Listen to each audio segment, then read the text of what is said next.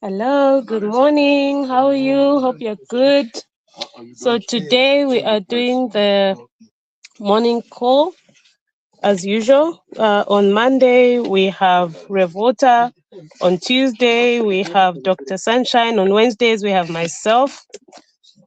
And we have been speaking about from passion to structured business.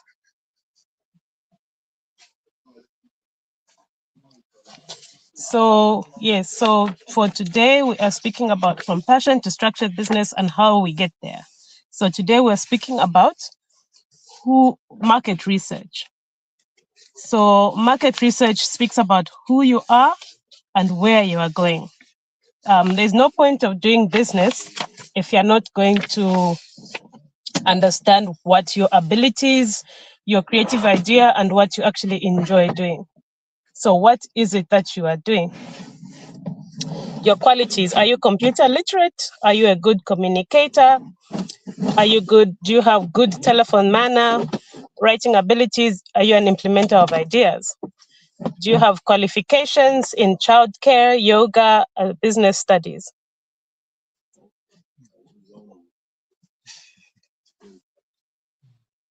Yeah, so today I am actually fixing to go for an activation.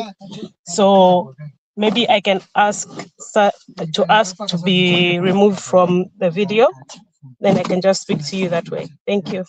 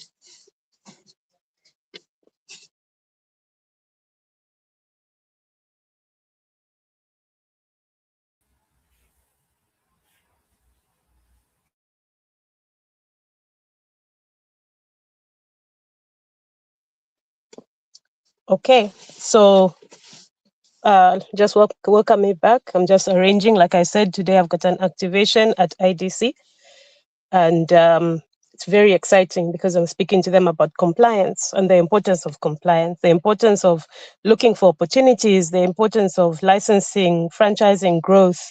What avenue are you going to use? Who's going to handle your administration, your compliance? Because even though you have an accountant in place, you always need people to support you. So researching your market, target audience and opportunity, identifying customer and market potential. Knowledge is power. You want some power in your business rocket when you launch. So you'll be tempted to rush ahead, but you won't focus attention on research. So today we're going to speak about in detail how you can identify who your customers are, who they are, both online and offline, and find relevant products, services for your information. So if you don't have any customers, you have no business. Whatever business you start up, it will only be successful if you have enough customers. Once you have a customer, you are no longer spending money on attracting or securing that customer. They are yours. So long as you take good care of them, so your costs can be kept down by getting the right customers, those who will remain loyal and will look at you in more detail. So why research?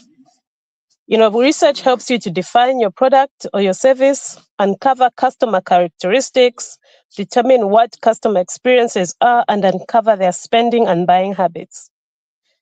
So you would need to source and identify prospective customers, learn who your customers are. Not everybody is your customer. So you need to visualize who your customer is. You need to be specific. Is your customer between the ages of 45 to 55 years old? Who is your ideal customer? So you also need to discover opportunities and threats. Is the market growing, declining, or static? What are the recent and forecasted trends for market? Choose the right location for your business if like you need foot traffic, right? So you also need to find prices, whether find out prices, whether they're sensitive or you can work around these prices. I'll give you an example of Yango. They had identified that there was there is already a market player who was a lender at the time. So this is very good research. So this is very good research to understand what you have to do, and that's why they call it penetrative pricing. So you need to give yourself the best chance, investigate and research your market, because being a new entrant doesn't mean that you won't be able to take up the market share that you need. And then you also need to understand the market and what's already out there. Just the way Yango had identified that there was already a player in the market through Orlando, it's so important for you to identify who your customers are, who your competition is. You need to study your competition. You source your competition. Packaging your product in a certain way doesn't mean that you don't have competitors. There is always competition. So you need to be alive to the fact that you need to research your market and understand who the next best alternative to you is. So we're going to go through a worksheet just quickly. Are there any new market entrants in your industry? What impact might they have? Who are their clientele? List your main rival businesses and alternative product services. Who are your main players? Is there any news about them? What are their competitors? Strengths, weaknesses? Are there any gaps in their offering? Any windows of opportunity? Because that's what you use to tap into that particular market. What are their prices? Or how much and how many are you selling? What are your initial thoughts on your own pricing? What do they charge? What methods of equipment do they use? So you need to understand, you need to study your competition in such a way that when someone asks you, oh, okay, what is it that you need? You're able to list the main and your local suppliers, what even the banks look for when you're looking for financing. It means you've understood your product. What are the minimum orders?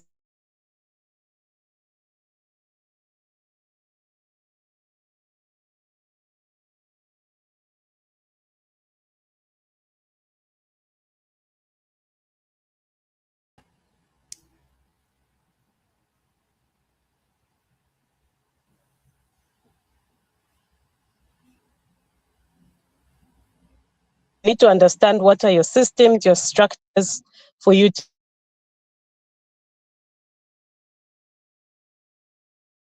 be able to manage and your employees as well, because all these are considered stakeholders. So are there any waves of change taking place? You know, there's been a lot of technological advancements in the last few years, and it's only getting better, especially with the use of AI. Those who are not using AI, you are left behind, because AI will actually take information that is around and help you streamline your business plan, help you streamline your company profile, help you streamline your logos. What do people resonate with? What are people looking for? So this is something that's really, really important. Is the market growing or is it static? This is something that you also need to know. You find that maybe that particular market doesn't have any players because it's a dying industry. So you need to understand all that. You find yourself going into a dying industry and you find that you don't have any customers and you only have yourself to blame because you didn't do sufficient market research. What equipment will you need? You don't always have to start with equipment. You can start by outsourcing and grow your clientele to a point where your clients actually help you purchase your equipment. The problem with purchasing your equipment right off the bat is that you are stuck with a machine that is not bringing you clients, and you're not able to service. If you got it through a loan, you're not able to service your loan. If you got it through your own cash flows, your cash flows are stuck. So you need to understand what it is, what equipment are you using, and how is it generating money to pay itself. If you need funding, what sort of funding do you need? Is it funding you need, or is it customers? Because you can get funding, and if you don't have customers, then you're digging yourself a hole. So you need to understand, are you in a viable market? And once you're in a viable market, you can actually start with seeking out support, such as finding market access. And this is where DJ Business comes in. We can assist you, link you to other businesses that are looking for what you're looking to sell or what you're looking to buy. What that does is that you're in a community of best practice. You're in a community of people that are looking to support each other. And instead of you looking outside in, you find that you can actually use some sort of barter system for you to grow your business. So this is so important to understand. And also, if you need additional skills, right now there's a lot of people that are not necessarily having their customers. So let's say you tell them, okay, I'm looking for someone in marketing. There's already people that are experienced in marketing. I'm looking for an accountant. I'm looking for a lawyer. So what happens is, when you're in a community of practice, you actually don't need to do all these things yourself. You can actually outsource and say, okay, look, for when I get a client, I get a client into DJ Business, and then I will refer them to you as the marketing expert. I will refer them to you as an accountant. And how this came about is that you sit down with your colleagues and you say, okay, what is my area of strength? Is it necessary for me to incur large costs to enter an industry that you're already in? So these are things that have actually assisted in reducing business costs. When you're starting a business, you have to bootstrap. You have to understand, okay, is this really necessary? Is this something that I'm looking at? What is your why? Why are you in business? So once you understand what your why is, then it's even easier to have collaborators. It's easier to identify your stakeholders. So this is something that you actually need to do. On this, finding the information that you need to dig around, talk to people, find local experts, look on the internet if starting. For instance, if you're starting a wine business, type demographics of wine buyers into Google, and you'll be surprised that Google is so advanced that it will even give you the information specific to your locality. If you're in Zambia, it will give you information that is specific to Zambia. Total wine expenditure in Zambia, it will give you. So even smaller things like having, when you open your wine, how do you close it? Those are market opportunities to sell those wine cork sealers. So that's something that you can get into. You need to also examine the trade press. Read your newspapers. You'll be amazed how much information is in newspapers, and because it's also a dying industry, there's still a lot of information in there that you can use to have a unique sales proposition in your business. Read competitors' literature. Go for events. Understand what it is. For me, I've been given an opportunity because I went for a town hall where the Ministry of Finance was there, and I met people that are in my industry. So they said, no, come through and we can see how we can support your business. So this is how a lot of opportunities are starting to open up. You need to uncover published statistics, read white papers, read reports. This is information that is readily available, not only on AI, but also on Google, also in your local libraries. All this information is available for you. Sign up to newsletters and subscribe to magazines. Speak to former colleagues and contacts who inspire you. Conduct surveys. Study the electoral register. Book an appointment with your local enterprise agency. Once you have chosen your business idea, they may be able to provide you with some case studies of businesses similar to yours, including useful contacts and resources. So this is something that is so important. For me, I belong to quite a few associations. I belong to Zafawib, I belong to the Lusaka Chamber of Commerce, and a lot of information comes through there. And then you also need to visit your local business link websites, download information sheets and reading materials. Visit a local trade association. This is where I was speaking about the Lusaka Chamber of Commerce and other chambers of commerce, because they are all linked. So you can go to Choma, you can go to all these. There's a chamber of commerce in each province. So you need to understand what this is. You also need to visit trade shows or conferences to see what new products and services are coming to the market or are on the market that you haven't been aware of. Introduce yourself to potential suppliers and ask questions. Always ask questions. Be inquisitive. So you also read daily, weekly newspapers as sources for contact information, leads to potential customers, watch for names of people who have been promoted, have won awards, have opened new businesses, or who may be potential customers. So this is directly in relation to DJ business, because for me, I help businesses register formally. Formalization is something that makes you stand out in the crowd. When you're formal, it's easier for people to approach you. It's mandatory for you to open a bank account if you're going to be dealing with large corporates. So it's so important to also use your personal network. Ask your friends if they know people who can use your services, or people who may know others who could use your services, and ask your customers if they can refer business to you. You also need to visit your local library. I had mentioned this, and I can't stress it enough. Your local library has a lot of information and could actually have your customers in there. So you need to also dig deep. Seek out government, it's under statistics, technical press, and the government is very willing to assist. They are very willing to assist. And I actually have an appointment for Ministry of Finance during the course of the rest of this week, just to cement what it is that we need to do. Look at business directories. We are actually got a business directory. It's called Digi Directory of business people that are in the service industry. Because in the service industry, this is something that is usually overlooked.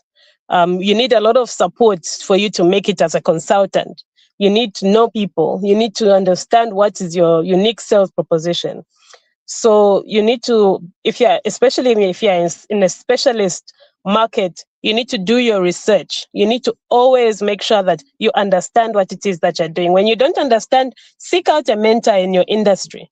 Once you have a mentor in your industry, it's easy for you to pick out what it is that you need to do. So also you need to go with your gut instinct. Some entrepreneurs avoid analyzing market potential and take risks instead. So you need to understand what your gap is. And it's something that is so important, because it reduces the amount of costs that you're going to incur when you're doing your business. Researching early can actually save time and money spent going down the wrong track, and can make the journey much smoother. But it is also your intuitive belief that you will drive its success, belief and targeting what you sell at the right audience. So for me, I actually identified, okay, who is my audience? Who needs my service? My service is actually ideal for busy people who are working, don't have time to go to Pakra, don't have time to go to ZRA, don't have time to go into these offices. So this is now where I asked myself, where are my clients? My clients are seated in offices. So I need to be going office to office and saying, look, come through, we can assist you, we can be your go-to person to go to these places, we can help you do your returns, we can help you waive off your penalties. So this is where I actually now I've got a targeted and a way to actually help businesses formalize, stay formal, open bank accounts so that their businesses can thrive. You also need to understand your customers. You need to understand what are their demographics, what are their psychographics. So there's a lot of statistical information that is available. And with psychographics, these are the characteristics such as personal behaviors, values, their buying style, lifestyle, how they see themselves or hope to be seen. For example, if your customer is between the age of 35 to 60, then you know that these customers, where are they usually? They're in the office. right? Then offices, you need to follow them. You need to understand, okay, this is what I'm confidently doing. And as a startup, you won't have many customers, so you need to be targeted. You need to draw your arrow and meet that particular target.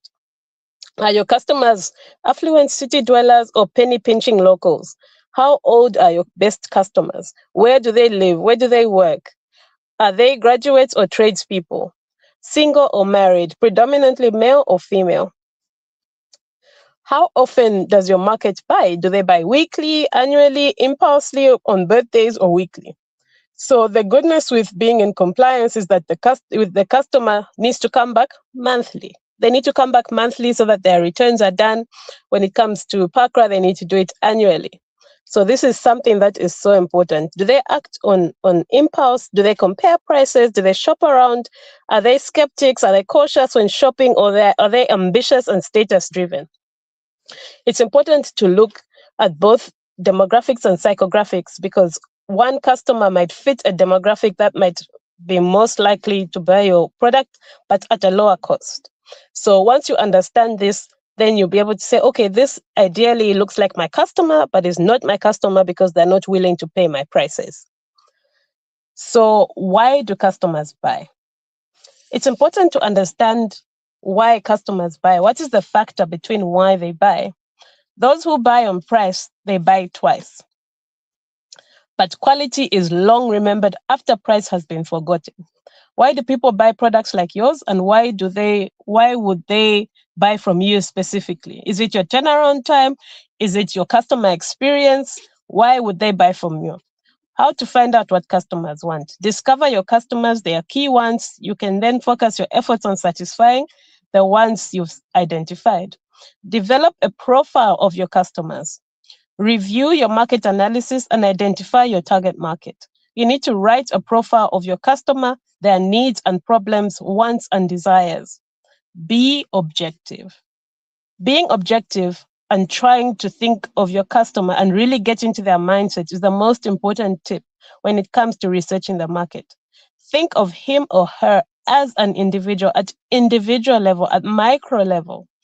Be as descriptive as possible, right down to the clothes they wear, their political views. Magazines do good customer profiling of their own. Phone up a target publication and ask for their media kit. They will be able to give you this if you also provide them with some information that they would need, which should include a customer profile. Study this and include matching details in your own profile.